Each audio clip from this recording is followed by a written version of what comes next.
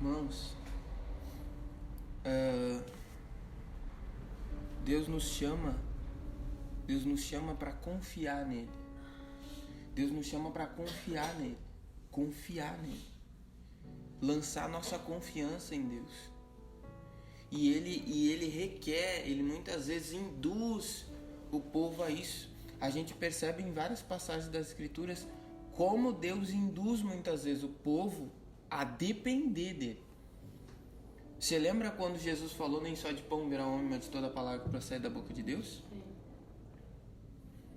O pensamento lá do versículo onde Jesus falou isso, que é lá em Deuteronômio, se eu não estou enganado, Deus estava falando para o povo de Israel o seguinte: eu te provei no deserto, eu te testei no deserto, eu fiz tu passar dificuldade no deserto.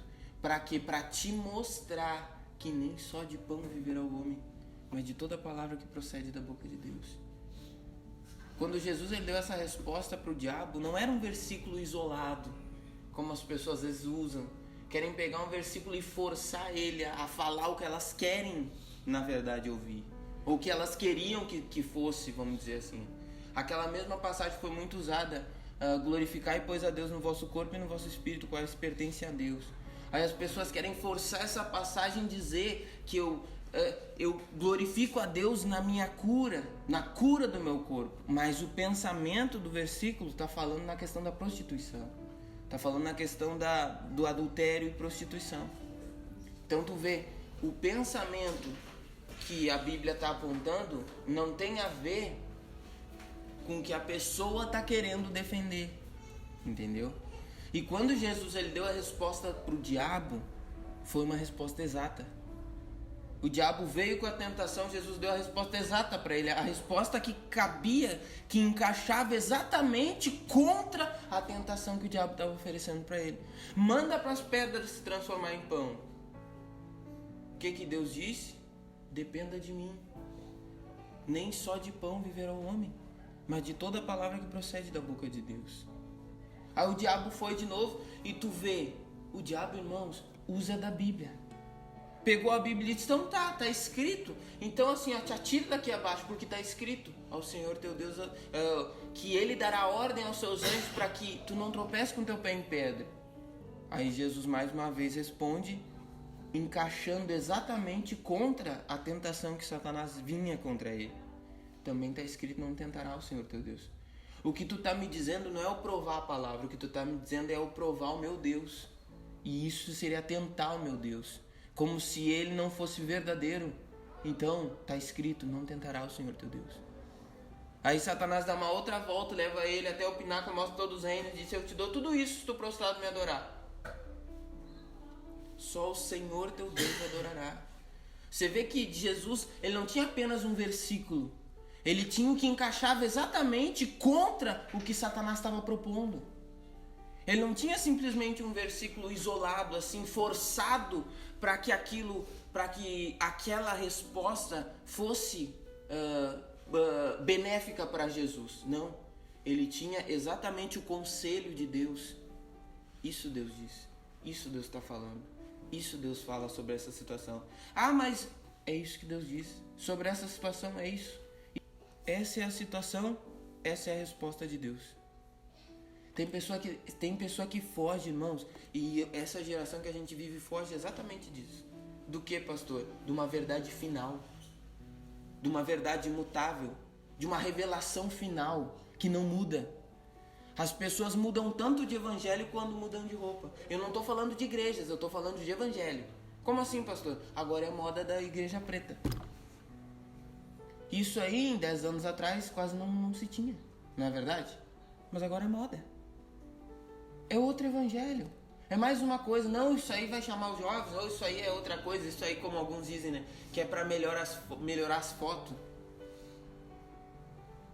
E você vê como cada dia vem um evangelho novo. A gente nem acostuma com um, já vem outro por cima. Mas por quê? Agora tu vai falar de regeneração, de salvação, tu vai falar de coisas eternas que não mudam. Eles não gostam. Eles gostam de deixar tudo no meio duvidoso. Eles gostam de deixar tudo no... Não é bem assim, isso é um ponto de vista, mas se tu puxar um pouquinho pra cá, dá outro ponto de vista. Eles não gostam de verdade final. Eles não gostam de uma coisa, é isso e não muda. É isso e não tem o que tu mudar. Tu pode espernear, Deus não vai mudar o que Ele falou. Não, mas esse é teu ponto de vista. Deus disse isso, é assim. Não, mas tu pode puxar. Eles adoram. Tem pessoas que amam isso. E hoje o Evangelho, hoje ele ama isso. Essas firulas, essas coisas assim, ó. Esse êxtase de revelação nova. Essa coisa que leva os homens a sempre, irmãos, a sempre tá aprendendo, mas nunca chegando ao conhecimento real da verdade. Hoje é o evangelho das igrejas pretas. Amanhã vai ser o evangelho da sei lá do que. E assim eles vão mudando. Um novo pensamento positivo. Esse é um evangelho que não vem de hoje. Esse evangelho vem, sabe de onde? Esse evangelho vem de quase 5 décadas atrás. Ele já vinha se infiltrando.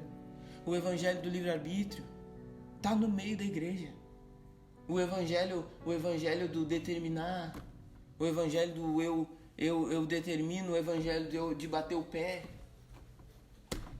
Isso aí vem vindo, vai mudando conforme a geração vai vindo.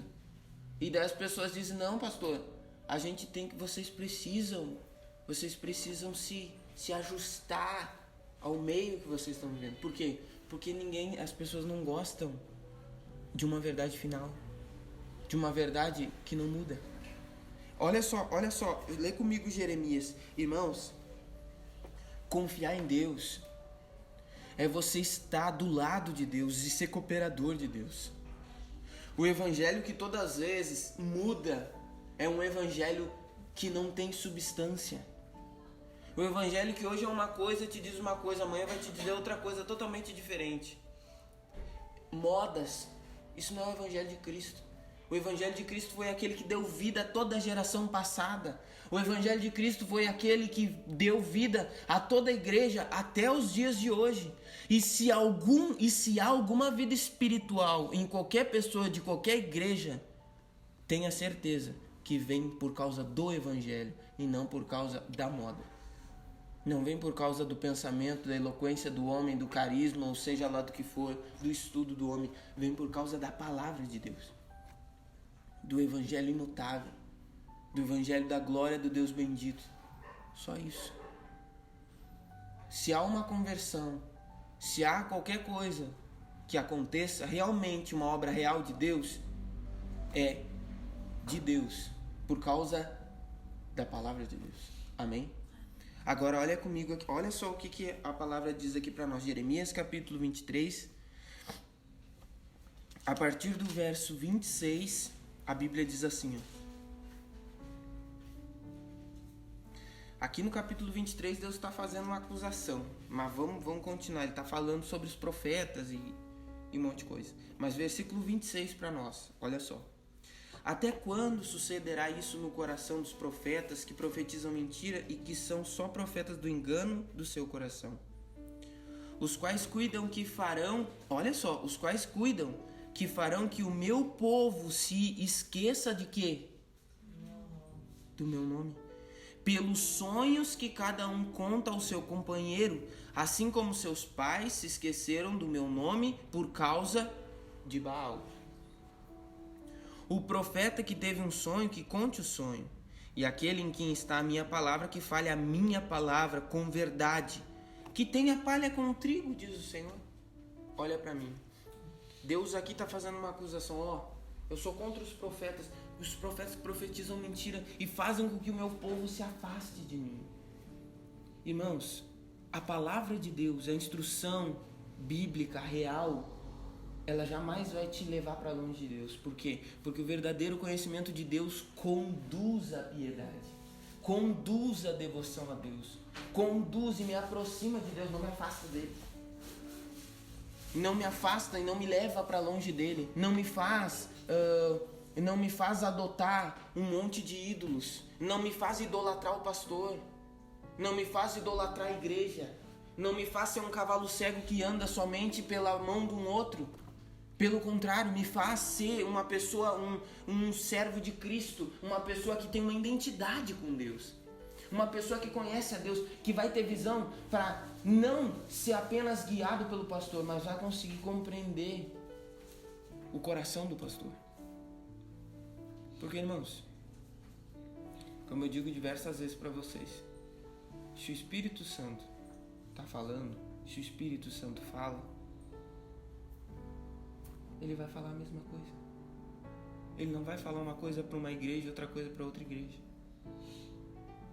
A divisão só vem por causa da carnalidade dos homens. Agora não espere que ou alguém, ou algum de nós, ou eu mesmo, a gente venha se submeter a visões dos homens. Porque o homem que prega a sua própria visão está perdido. E se ele está perdido, como é que um cego vai guiar um outro? Cai os dois numa cova. Só que Deus está dizendo para nós aqui, olha, versículo 27, os quais cuidam, esses profetas profetizam e cuidam ainda, pensam que farão com que o meu povo se esqueça do meu nome, pelos sonhos que cada um conta ao seu companheiro. Irmãos, a gente está vivendo a era, a gente está vivendo o tempo do evangelho da experiência. Como assim, pastor? As pessoas, elas não buscam as escrituras, elas buscam a experiência das pessoas. Não, fulano teve uma experiência, ele foi curado assim, assado, então é desse jeito que eu vou ser curado. Experiência. Ah, o fulano foi chamado dessa forma, então se eu não for chamado da forma que ele foi chamado, eu não sou salvo. Experiência. Evangelho é evangelho. Deus, ele trata com as pessoas de uma forma diferente. Não, mas se eu não fui salvo dessa forma, isso quer dizer então que eu não sou salvo. Se não aconteceu comigo, não sei, um dia alguém pregou o evangelho para mim e os meus olhos se abriram, não sou salvo. Se eu não sou salvo, se eu não fui salvo do jeito da pastora, que Deus falou dentro de mim e me abriu os olhos, eu não sou salvo então. Irmãos, isso são experiências que Deus opera. Quantos dos apóstolos foram salvos que nem o apóstolo Paulo? O único que caiu do cavalo. Pedro foi salvo na caminhada. E os outros discípulos também. Cada um é salvo da forma que Deus é soberano e faz. Nós vivemos, irmãos, só que essas experiências estão tirando o poder do evangelho da vida das pessoas, o poder da palavra de Deus. Porque, como ele diz aqui, ó, versículo 28. O profeta que teve um sonho, que conte o sonho. E aquele em quem está a minha palavra, que fale a minha palavra com verdade. Que tem a palha com o trigo, diz o Senhor dos Exércitos. O que tem os sonhos, como diz uma palavra difícil, elucubrações ou os desvaneios da cabeça dos homens com a palavra de Deus. O que tem a eloquência do homem com a palavra de Deus. O que tem o carisma, o jeito do homem, ou a dinâmica do ser humano com a palavra de Deus. O que tem a palha com trigo? Nada. O que tem o sonho? O que tem Não, eu tive uma revelação. Deus, a partir de hoje, Ele vai fazer uma coisa nova. A partir de hoje, Ele vai salvar todos aqueles que sair pelas ruas agora vestido de pano de saco. É esses que Deus vai salvar. Porque é isso que Deus me falou. Deus está apontando. Os apóstolos brasileiros, alguns, né? Não sei, nem conheço todos, também nem me faço questão de conhecer. Alguns chegaram ao cúmulo de dizer o seguinte, que a igreja padece porque ela dá muito mais atenção para o que o Espírito Santo falou e não atenção para o que o Espírito Santo está falando. Como assim? O que ele quis dizer? Ele quis dizer que eles são mais do que a palavra de Deus. Que o que eles falam hoje é mais importante do que Deus falou e deixou escrito para nós. E por que você acha que a igreja está fraca espiritualmente? Por causa que todos esses sonhos, todas essas experiências, todas essas visões, elas vão se mesclando como uma erva daninha no evangelho real, no evangelho eterno, no fundamento da fé cristã, e vão sugando e vão diminuindo, diluindo aos poucos o real trigo, misturando com a palha. E as pessoas nem estão vendo. E por que não há substância no coração? Por que não há fé verdadeira e viva? Por que não há um desejo, uma força para lutar, para levantar a cabeça diante da dificuldade? O que tinha no coração dos mártires que eles levantavam a cabeça contra a morte? O que fazia eles correndo para os leões? O que fazia eles ir cantando e pedindo: por favor, não me impeça de ver o meu Senhor, não me impeça de eu morrer agora. Estava tudo preparado, por que tu está querendo me tirar a minha glória? A minha melhor parte. O que levava eles? Era um evangelho simples, mas era um evangelho eterno, sem mudança. O evangelho que eles simplesmente ouviam falar do amor de Deus, da graça soberana de Deus, da divindade, da majestade dele, tudo que ele fez por eles, e eles simplesmente o seguiam. Eram perguntados para eles: nega, faz isso, faz aquilo. Eu não posso. Eu não tenho coragem de fazer isso. Por quê? Porque é o meu Senhor que me salvou. E eles tinham um amor tão simples, irmãos. Não é esse amor forçado, não é esse amor humano, não é esse amor que tu tem que engolir sapo a vida toda. Essa coisa que as pessoas vão passar por cima da tua cabeça e você vai dizer amém. Porque Jesus me ensinou a amar. Jesus me ensinou a perdoar. Jesus me ensinou a ser bom com as pessoas. A fazer o bem. Jesus não recebeu Judas de volta. O que aconteceu com Judas? Não foi enforcado? Não se enforcou? Não se matou? O que aconteceu com Saul? Não se perdeu feio? O que aconteceu com Acabe? O que aconteceu com Jezebel, que perseguiu o povo de Deus? Não caiu? Os cães comeram e lamberam seu sangue, comeram a carne?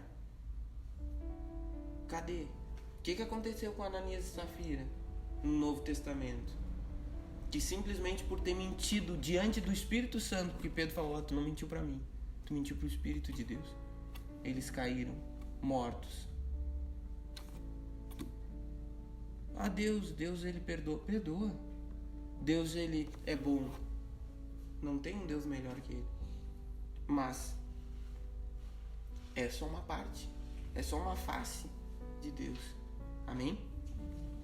Não é a minha palavra, versículo 29. Não é a minha palavra como fogo, diz o Senhor, ou como um martelo que esmiuça a penha. É como se Deus estivesse dizendo o seguinte: vocês estão igualando a visão de vocês, a experiência de vocês, o achismo de vocês com a minha palavra, com o que eu digo, com o que eu estabeleci e falei, com o que eu deixei como verdade final, como autoridade para vocês. Irmãos, não tem nada fora que a gente precise que falte da palavra de Deus. A palavra de Deus é palavra de Deus. E assim como o próprio Deus eterno e perfeito e pleno, ela é eterna, perfeita e plena. E tudo do que nós precisamos, ela tem. Tudo que diz respeito à vida e à piedade foi nos dado pelo seu divino poder. Ela tem resposta para tudo. Ela tem resposta para casamento, ela tem resposta para a vida financeira, ela tem resposta para a nossa vida cotidiana, social, ela tem resposta para a nossa vida espiritual, ela tem resposta para tudo e ela tem amparo para tudo. Por quê? Porque Deus já deixou isso preparado. Ele não foi pensar, depois... Ele fez e deixou a palavra dele. E ele diz para os profetas, ele diz para a geração de hoje: não é minha palavra fogo, ou um martelo que esmiuça a penha. Eu vou igualar minha palavra com a palavra de homens. Eu vou igualar minha palavra com o falar dos homens. Como muitos se levantam e dizem: eu digo em nome do Senhor como muitos falaram, né? Tu vai levantar dessa cama, tu vai ser curado. E a pessoa morreu. Foi palavra de Deus? Eu senti, eu tremi, fez isso e aquilo. Irmãos, várias vezes eu senti várias coisas. E fiquei bem quieto. E algumas dessas coisas não aconteceram. Mostra que Deus não falou. Quando Deus fala, Ele cumpre. Por quê? Não é minha palavra fogo? Quando eu falo, eu não faço? Ou eu simplesmente falo e depois Deus falou no meu coração que Ele vai fazer tal coisa. Irmã, minha irmã, ou meu irmão, Ele vai fazer. Ele disse, Ele vai fazer. Agora, o tempo vai provar. Eu não estou botando a tua fé em dúvida. Eu estou só falando que se Deus falou, Ele vai fazer. Entendeu? Por quê? Porque a minha palavra é fogo. E martelo desmiuça a penha. Não importa o tempo. O importante, Deus falou. O assunto está encerrado.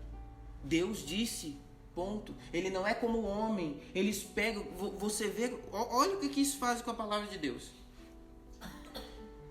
Deus fala. Deus dá uma palavra.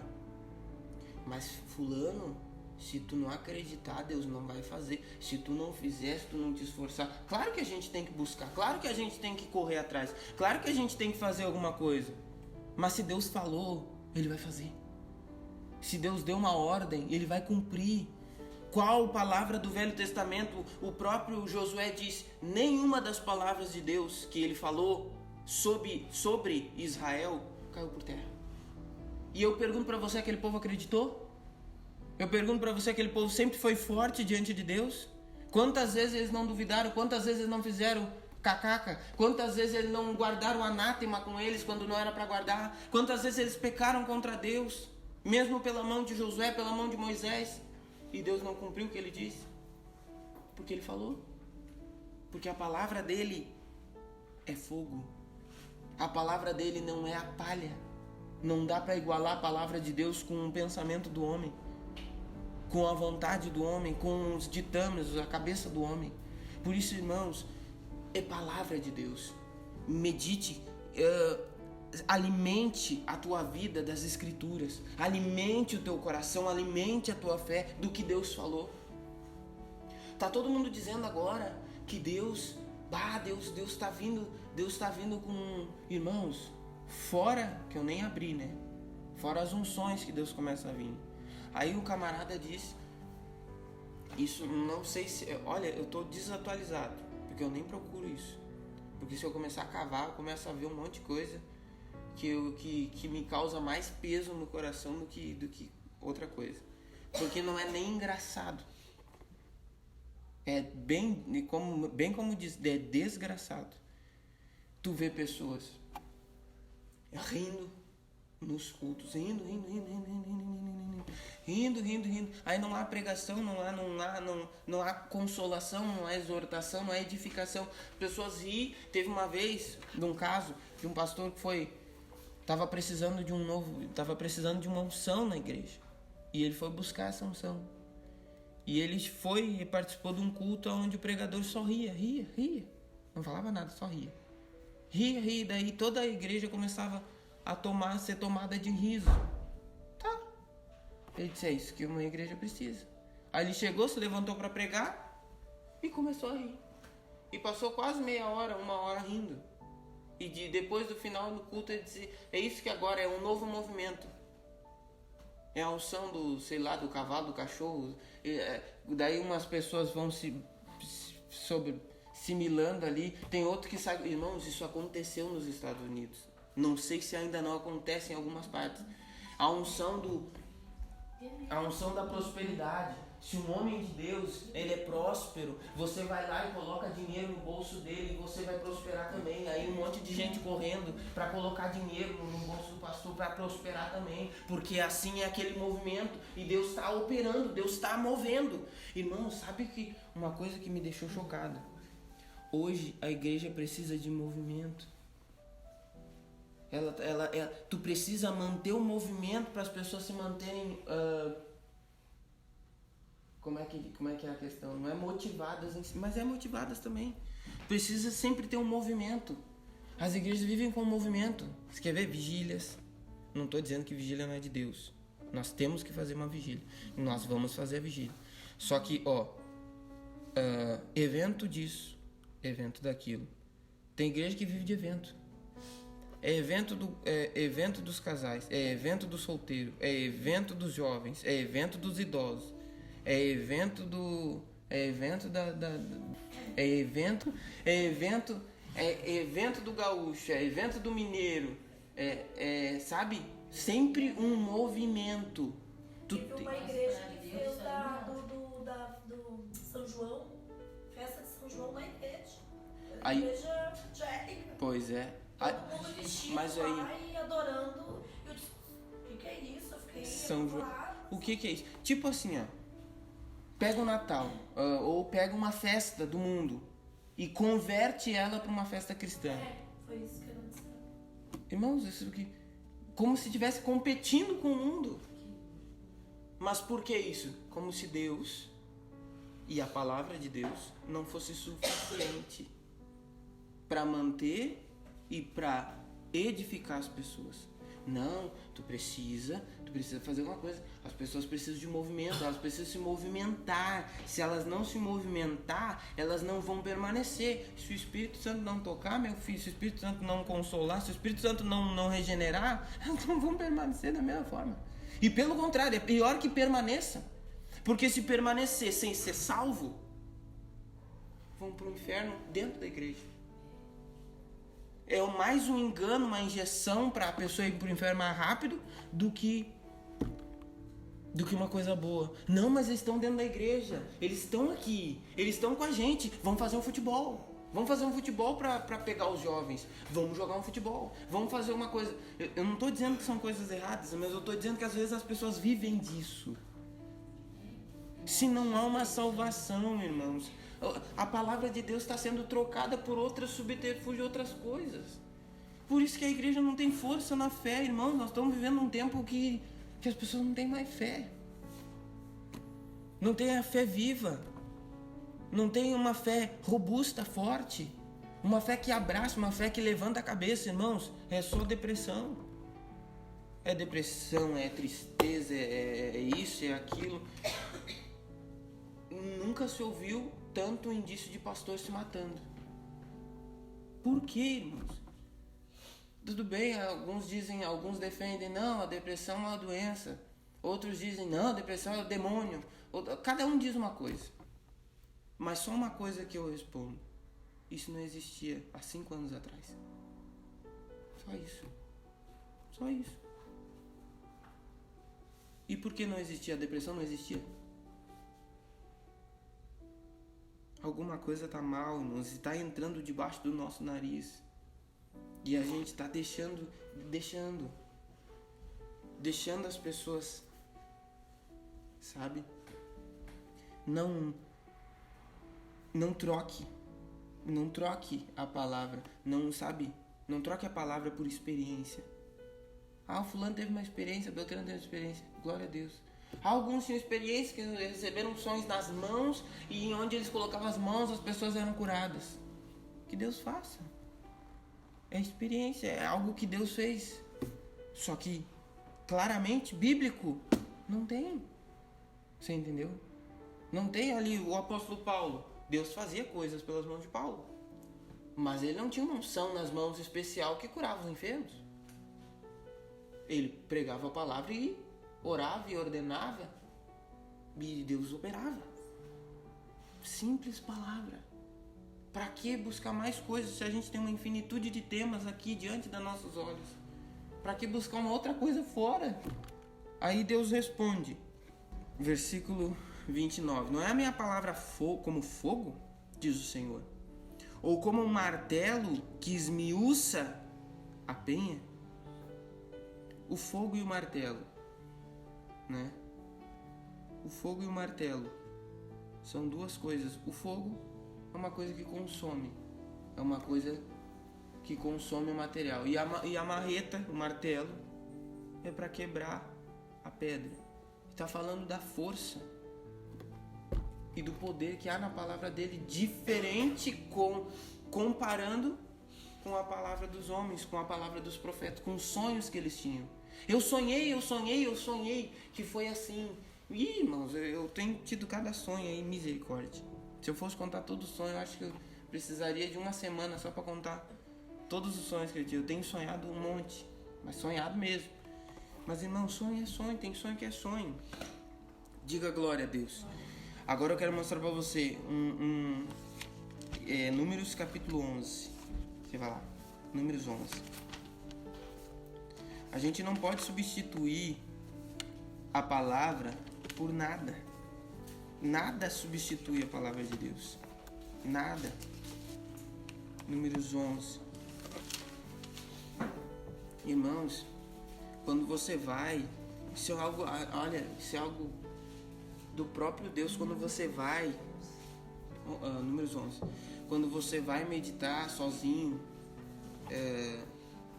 diante de Deus, tu pega a Bíblia e começa a meditar, e o Espírito Santo começa a te falar dentro de ti, começa a te revelar, começa a te mostrar, irmãos, começa a vir uma fé, uma consolação, uma certeza.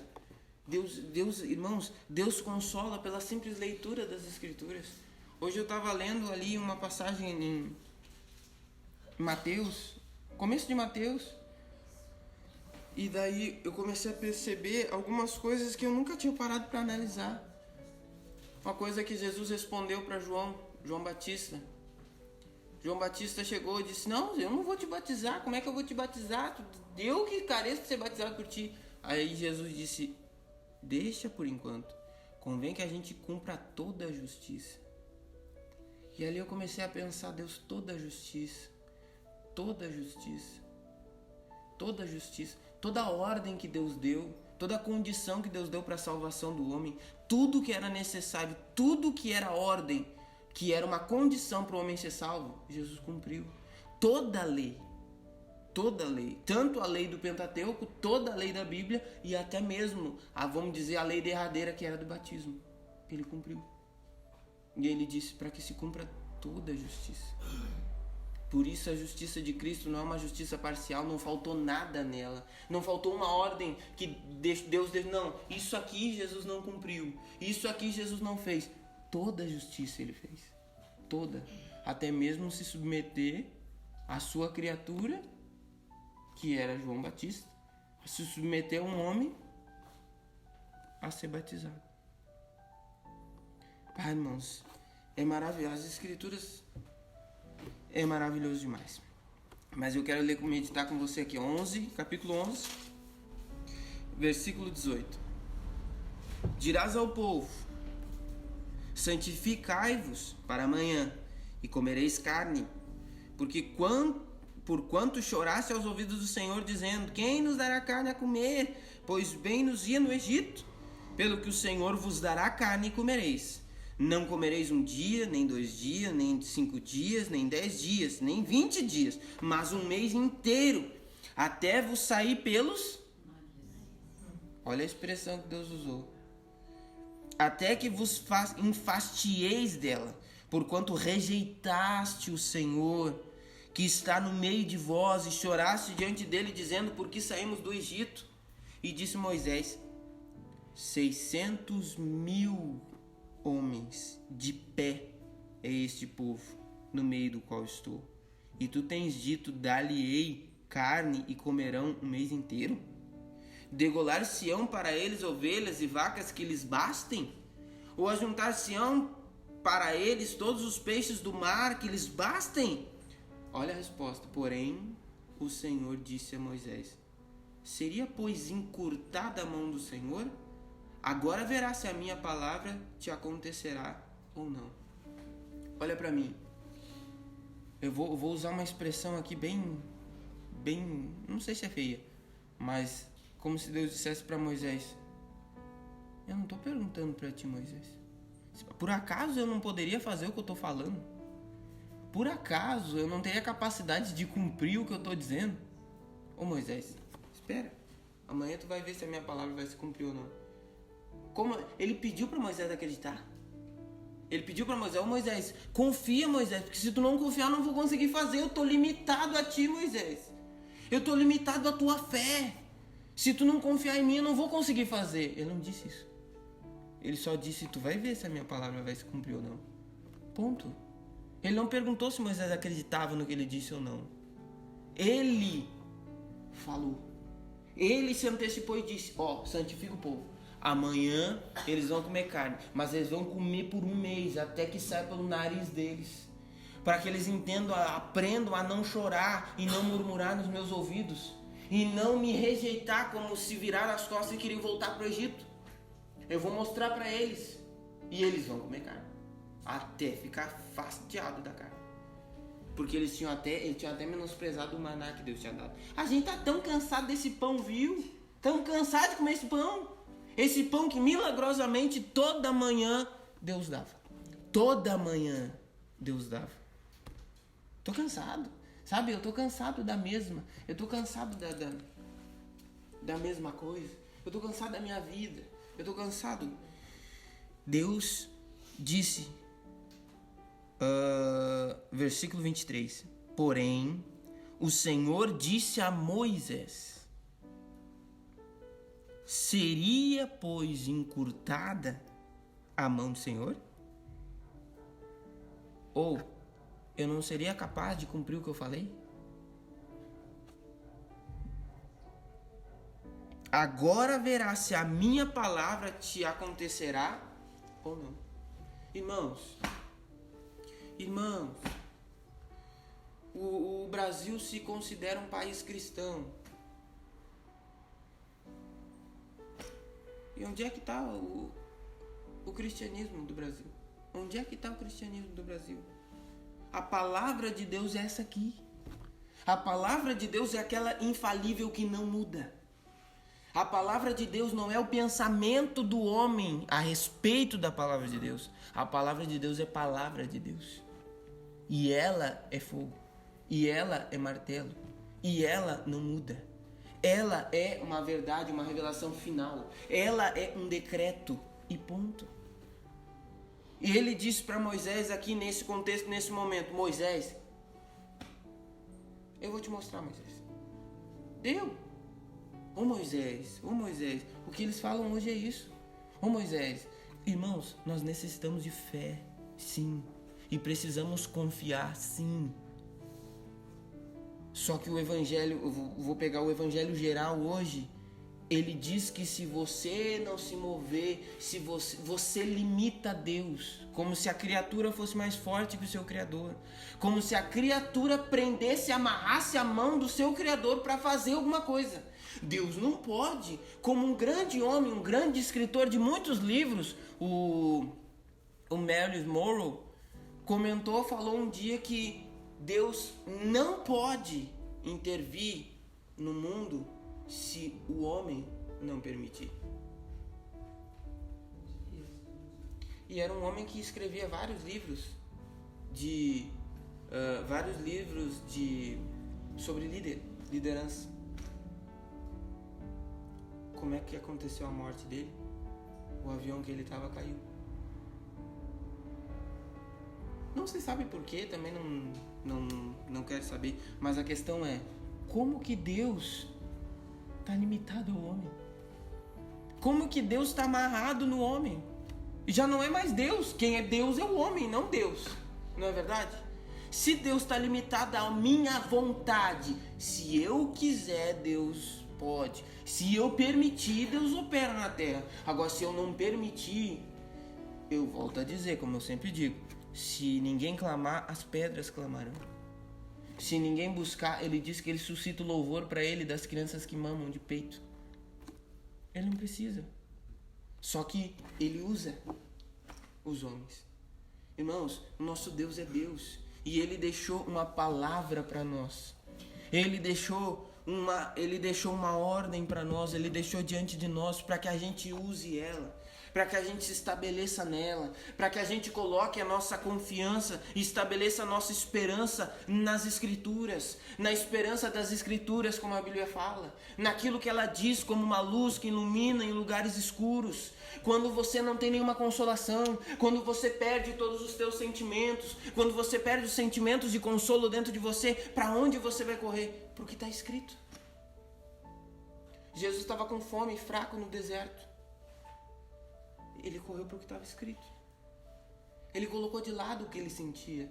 Ele colocou de lado suas emoções, seus sentimentos no momento. Ele simplesmente falou o que estava escrito. Mas eu não vejo, eu não sinto que seja dessa forma. Não precisa você sentir. A verdade é fato. Sentindo ou não sentindo. Não é verdade? Diga glória a Deus.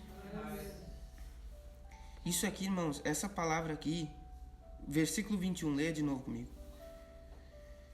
E disse Moisés: 600.000 homens de pé é este povo. Olha para mim. A cidade de Viamão tem 200 e não sei quantas, né? 1000. 260, não lembro. Isso aqui é 200 e poucas mil pessoas. Multiplica quase por 3. A cidade de Viamão. E Moisés disse: eu tenho 600.000 homens de pé. E o Senhor está dizendo que eles vão comer carne para o mês inteiro. De onde que eu vou tirar carne? Irmãos, não era uma tribo. Não era uma tribo, não era uma aldeia. As pessoas às vezes pensam que Israel aqui era uma aldeiazinha, sabe? Umas 3 cabaninhas ali, uma do lado da outra, assim, uma vilinha, assim, Santa Isabel. Não que Santa Isabel seja uma vila. Sabe? Um núcleo, vou falar de onde eu moro, o Fiuza, ali, sabe? Aquele núcleozinho ali. Era uma nação. Israel era uma nação inteira que saiu do Egito. 600.000 homens.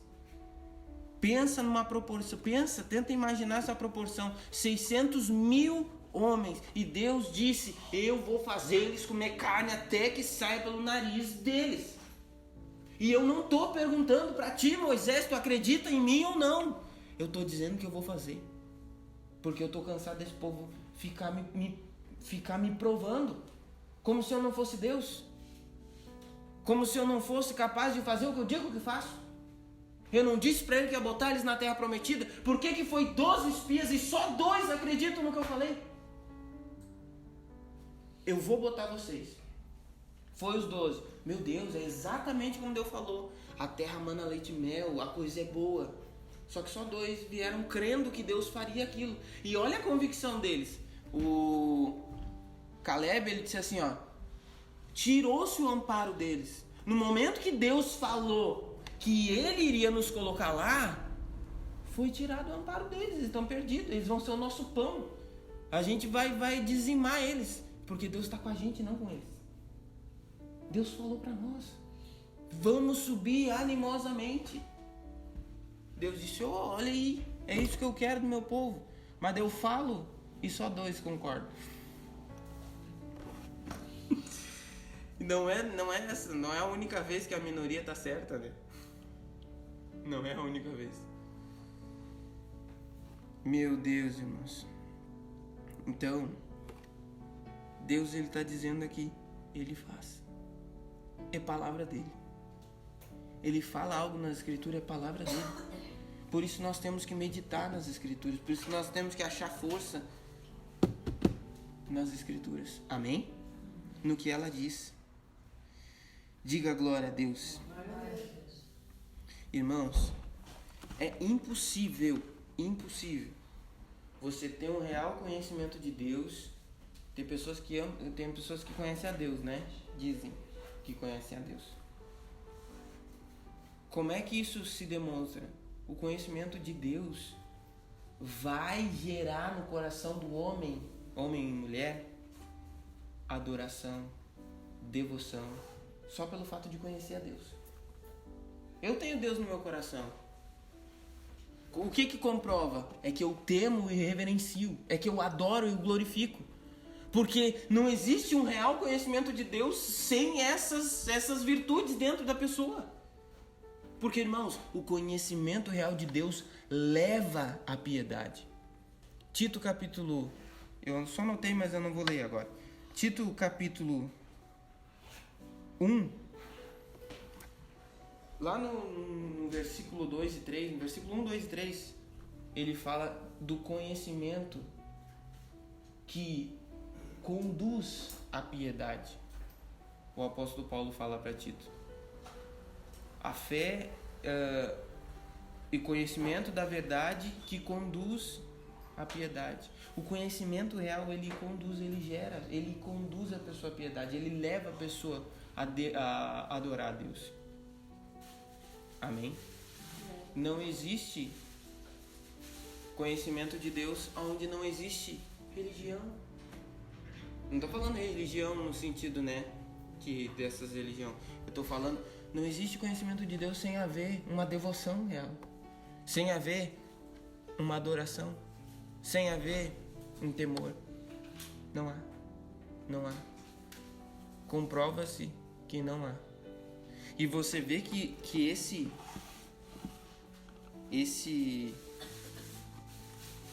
conhecimento, existe dois tipos de conhecimento de Deus, né?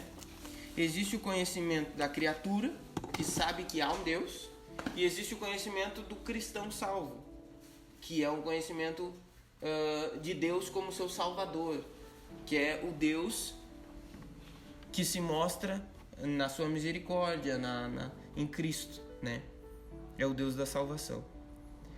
E na criação, no ser humano natural, já existe essa ideia imprimida. Você vê, Lutero não, Calvino, ele falou que o homem, todo ser humano, ele é orgulhoso, não é verdade? Que todo ser humano, ele é orgulhoso por si mesmo. O homem que não troca de religião, sabe? Você já pegou, que não aceita, não vem com teu Deus, eu tenho Deus no meu coração. O homem com todo esse orgulho, ele se submete a se curvar diante de uma imagem de escultura, simplesmente para não ser uma pessoa que se diz assim, ó, essa pessoa não tem Deus. Ele submete o orgulho dele a se curvar diante de uma imagem de escultura, só para não ser uma pessoa que diz assim, ó, tu não tem Deus. Se você chega para alguém e diz assim, ó, não, aí tu crê em Deus? Sim, eu creio em Deus, eu sou católico. Ele não vai falar para você que não tem religião, ele não vai falar para você que não tem Deus. Ele vai falar alguma coisa. O ateu acredita ou tenta provar que Deus não existe. É aquela coisa, né? Se Deus não existisse, para que tu vai provar uma coisa que não existe? Ou para que tu vai tentar provar que uma coisa não existe se ela não existe? Não é verdade? Para que eu vou provar o planeta, sei lá, não existe? Não existe. Para que eu vou tentar provar ou desprovar se não existe? Para que eu vou perder meu tempo tentando provar isso? Você entendeu? No ateísmo real não existe. Existe o ateísmo verbal, existe o ateísmo exterior, mas interior não existe. Por quê? Porque Deus colocou no coração do homem essa questão. E o homem não consegue fugir disso. Está lá em Romanos capítulo 1. Toda a glória de Deus se manifesta na criação. E o homem reconhece que há um Deus. Só que às vezes ele não glorifica esse Deus como se deve glorificar. Ele glorifica répteis, ele glorifica animais, ele glorifica as imagens, ele glorifica mais a criatura do que o seu Criador. Mas ele não diz e também nem acredita que não exista um Deus. Porque Deus fez isso no homem. Por isso que daí Paulo chega a dizer assim, ó, por isso todos estão inexcusáveis diante de Deus. Porque há um certo conhecimento ínfimo, pode ser, que há um Deus. Nem que eu me agarre numa imagem de escultura, mas eu preciso ter um Deus. Eu preciso, não importa, mesmo que me digam assim, ó, tu pode até ter, mas tu vai ter que, né, tu vai doar o teu filho, tu vai ter que queimar o teu filho em sacrifício, tu vai ter que fazer isso e aquilo. Não, eu faço porque eu preciso ter um Deus, eu preciso ter uma segurança, eu preciso de uma segurança, algo místico, eu preciso de uma religião. Por quê? Porque o homem não consegue viver sem Deus. Por mais que ele seja perdido, cego, ele sabe que existe um Deus. Então, irmãos, coloca de lado experiência. As nossas experiências são boas, mas, irmãos, as Escrituras, Deus fala.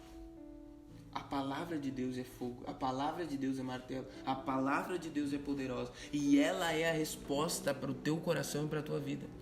Ela é a resposta para a tua alma, ela é a resposta para os teus olhos, ela é a resposta para o teu corpo, ela é a resposta para você, para cada um de nós.